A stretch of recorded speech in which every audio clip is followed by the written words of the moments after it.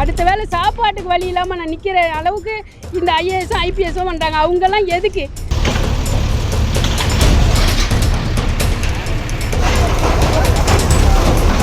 அந்த அர்மேந்தர் சிங்ன்ற ஐஏஎஸ் மட்டும் தான் என்னை இவ்வளோ கரை வச்சு என்னை இவ்வளோ தூரத்துக்கு கொண்டு வந்து ரோட்டில் நிறுத்தி வச்சிருக்காங்க.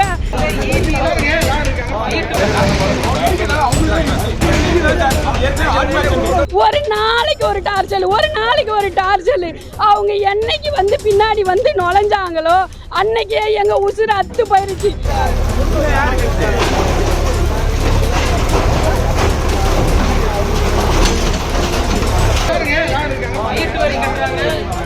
வண்டி எடுத்துறாப்பா, வண்டி எடுத்துறா, வண்டி எடுப்பா.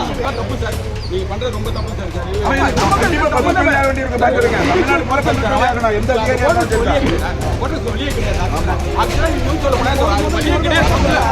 அவரோட வாழ்வாதாரம் போகுதுல, அவரோட வாழ்வாதாரம் போகுதுல. இன்னைக்கு எவ்வளவு பொருள் வேஸ்ட் ஆகி போச்சு பாத்தீங்களா? அவரோட வாழ்வாதாரம் போகுது. இன்னைக்கு அவ்வளவு பொருள் வேஸ்ட், பால் ரைட் எல்லாம் வேஸ்ட் ஆச்சு. எல்லாம் பக்கத்துல கொண்டு கவர்மெண்ட் சொல்லுங்க. எல்லாருக்கும் நீங்க ஆமா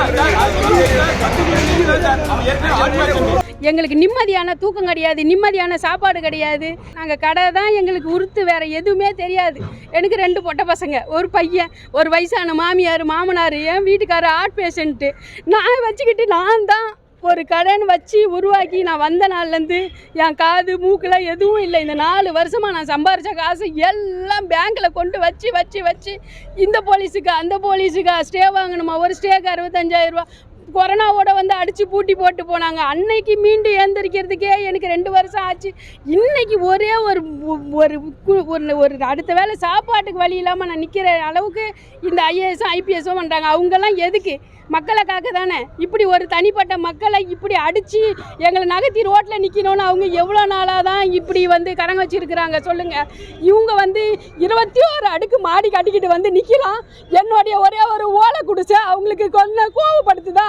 ஏன்னா ஓலை குடிசையில் இருக்கிறதுக்கு அவங்களுக்கு என்ன அவ்வளோ கஷ்டமாக இருந்தால் அதில் ஒரு மாடி எனக்கு கொடுங்க, நான் வாங்கிட்டு போய் மாடியில் இருக்கிறேன். ஏன் ஓலை குடிச்சா அவங்களுக்கு பண்ணுச்சா? ஏன் பொண்ணு பிள்ளைங்களுக்கு என்ன அவங்க பதில் சொல்ல போகிறாங்க? ஏன் மாமனார் மாமியாருக்கு என்ன பதில் சொல்ல போகிறாங்க? நான் இன்றைக்கி நேற்று இருக்கிறேன்னு சொல்லுங்கள். என்னோட வரி ரசீதை பாருங்கள், என்னோட இபி கார்டை பாருங்கள், என்னோட ஆதார கார்டை பாருங்கள். நான் இன்றைக்கி நேற்று வந்தேன்னா அந்த ஐஏஎஸ் இன்றைக்கி வந்தாங்களான்னு சொல்லுங்கள். அந்த அர்மேந்தர் சிங்ன்ற ஐஏஎஸ் மட்டும் தான் என்னை இவ்வளோ கரை வச்சு என்னை இவ்வளோ தூரத்துக்கு கொண்டு வந்து ரோட்டில் நிறுத்தி வச்சுருக்காங்க. அந்த ஐஏஎஸ்லாம் கடைக்கு வருவாங்க. நான் சிகரெட்டு பீடி விற்றுக்கிட்டு இருந்தேன், அதை விற்காதமான்னு சொன்னாங்க. நான் அதோடைய சீரியஸ்ன்னு தெரியாமல் நான் கொஞ்ச நாள் விற்றுக்கிட்டு இருந்தேன். அன்னைக்கு போட்ட கேஸ் இது. நான் அதுக்கப்புறம் விற்கிறது இல்லை, நான் அதுக்கப்புறம் எதுவுமே விற்கிறது இல்லை. வெறும் காய்கறியும் தண்ணி பாட்டில் தான் விற்கிறேன். அதுக்கும் வந்து கார்பரேஷன்காரங்க வந்து இது வந்து டேட் இல்லை, இதை எதுக்கு வைக்கிறேன் அதை எதுக்கு வைக்கிறேன்னு டார்ச்சல் பண்ணாங்க. குப்பை தானே உள்ளே வந்து குப்பையா இங்கே வைக்கிறீங்க, குப்பையெல்லாம் இப்படி பண்ணக்கூடாது அப்படி பண்ணக்கூடாதுன்னு ஒரு நாளைக்கு ஒரு டார்ச்சல். அவங்க என்னைக்கு வந்து பின்னாடி வந்து நுழைஞ்சாங்களோ அன்னைக்கே எங்கள் உசுறு அத்து போயிருச்சு. நான் அன்னைக்கே சொன்னேன், விட்டுட்டு வெளியே போயிடலான்னு சொன்னேன். என் பசங்களை கூட்டிகிட்டு என்னால் எங்கே போகிறதுன்னு தெரியல. நான் இப்படியே வச்சு கொஞ்சமாக சமாளிச்சிடலான்னு பார்த்தேன். நான் காலையில் 5 மணிக்கு கடையில் வந்து நின்னா, நான் நைட்டு 10 மணிக்கு போய் படுப்பேன். 1 ரூபாய்க்கு பிரயோஜனம் இல்லாமல் நான் இவ்வளோ பாடுபட்டேன். என்னை இப்போ கொண்டாந்து என்னை ரோட்டில் நிற்க வச்சு விட்டாங்க. என் பொண்ணை பாருங்க, 10ஆவது படிக்கிறான். என் பையனை பாருங்க, 12ஆவது படிக்கிறான். நான் கூட்டிகிட்டு எங்கே போகணும்னு சொல்லுங்க. எனக்கு இதுக்கு ஒரு முடிவு வேணும். எல்லாரும் சேர்ந்து எனக்கு ஒரு முடிவு சொல்லி ஆகணும். ஐயா முதலமைச்சர் ஐயா, நீங்கள் எனக்கு ஒரு நல்ல பதில் சொல்லணும் ஐயா. நீங்கள் இதை பார்க்கணும். நான் உங்ககிட்ட வர்றதுக்கு எவ்வளோ முயற்சி பண்ணேன், என்னை உடலை. இந்த ஐஏஎஸ்ங்களா என்ன ஒரே ஒரு ரோட்டு வாசல் கூட வரல. தலைமைச் செயலகத்துக்கு 4 வாட்டி வந்தேன், என்னை உள்ள அனுமதிக்க மாட்டேன்னுட்டாங்க. ஐயா நீங்கள் இந்த வழியாவது பார்த்து எனக்கு ஏதாவது ஒரு முயற்சி பண்ணி சொல்லணும் ஐயா. இல்லைன்னா என் ஆதார கார்டு, என் புக்கு ஓட்டு எல்லாத்தையும் கொண்டாந்து உங்ககிட்ட ஒப்படைச்சிட்டு நாங்கள் தீ குளிக்கிறத விட வேற வழியே இல்லை ஐயா. எங்களுக்கு வேற எந்த இடமும் கிடையாது. எங்களை விசாரிச்சு பாருங்க. என் பேங்க்ல 30 லட்ச ரூபா லோன் வாங்கி இந்த இடத்துக்கே தான் செலவு பண்ணியிருக்கேன் ஐயா. நீங்கள் சுத்த இடத்துல என் ஆதார கார்டை போட்டு பாருங்க, ஒரு இடம் கிடையாது ஐயா. இந்த துளியை விட்டு நான் வந்து போவேன். எங்களுக்கு எந்த ஒரு வழியும் கிடையாது ஐயா. ஏதாச்சும் பண்ணி கொடுங்க ஐயா. இந்த ஐஏஎஸ் ஐபிஎஸ் கொஞ்சம் என்னன்னு கவனிங்க. அவங்களுக்கு மக்களுக்காக சேவை பண்ண வைங்க ஐயா.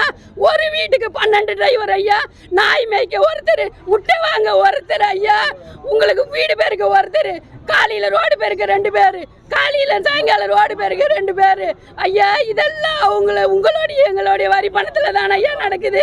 எந்த வரி பணத்துலையா நடக்குது சொல்லுங்க ஐயா. எங்களுக்கு வேற வீடு வசதி காட்டி கொடுங்க ஐயா. எங்களை இங்கேருந்து தூக்கி போட்டால் வேற வழி வசதி இல்லை ஐயா. எங்களை கொஞ்சம் எங்களை பாருங்க ஐயா. எங்களை இங்கேருந்து மாத்தாதீங்க ஐயா. எங்களை முடிஞ்ச அளவு எங்களை இங்கே இருக்கக்கூடாதுங்க ஐயா. எங்களை வேற எங்கேயும் போவே எங்களுக்கு எதுவும் வழி இல்லை ஐயா. எங்களை ஏதாச்சும் பண்ணி எங்களை இங்கே இருக்க விடுங்க. கடை வைக்க கூடாதுன்னு சொல்றாங்க ஐயா. 30 வருஷத்துக்கான நான் கடையோடைய லைசன்ஸ் வச்சிருக்கேன். நீங்க பார்க்கணும் ஐயா. 30 வருஷமா நான் கடை லைசன்ஸ் வச்சிருக்கேன் ஐயா. நான் விரவு கடையில் வச்சு, காய் கடை வச்சு, இன்னைக்கு சூப்பர் மார்க்கெட் அளவுக்கு வளர்ந்தது அவங்களுக்கு பிடிக்கல ஐயா. கொஞ்சம் எனக்கு கருணை காட்டுங்க ஐயா. என்ன பாருங்க ஐயா கொஞ்சம். வணக்கம் சார், என் பேர் தினேஷ். இவர் பேர் எங்கள் தாத்தா அப்பா. இது குடும்பமாக நம்ம நடேச நகரில் வாழ்ந்துகிட்டு இருக்கோம். நாங்கள் கிட்டத்தட்ட ஒரு 70 வருஷமாக இந்த ப்ராப்பர்ட்டி ஈசி கவர்மெண்ட்டில் ஈசி போட்டால் கூட இப்போ வரைக்கும் எங்கள் பேர் தான் காட்டுது. இது வந்து புறம்போக்கு இடம், இது வந்து வழி, இதை நீங்கள் ஆக்கிரமிச்சிட்டிங்கன்னு சொல்லி இப்போ இந்த ஒரு 4 வருஷமாக இந்த ஐஏஎஸ் குவார்ட்டர்ஸ் வந்ததுக்கப்புறம் ரொம்ப ப்ரெஷர் பண்ணி எங்களை இந்தமாரி ரொம்ப துன்புறுத்தி சம்பாரித்த காசு எல்லாம் இழந்து பேங்க் லோனில் இருக்குது. இது வெரிஃபை ஆகி பேங்க் லோனில் இருக்கிற இடம் இது. அதையுமே மதிக்காமல் இந்தமாரி எடுத்துகிட்டு டைம் கூட கொடுக்கல சார். எங்கள் பொருள் இப்போ போகிறதுக்கு மாற்று இடம் கிடையாது எங்களுக்கு.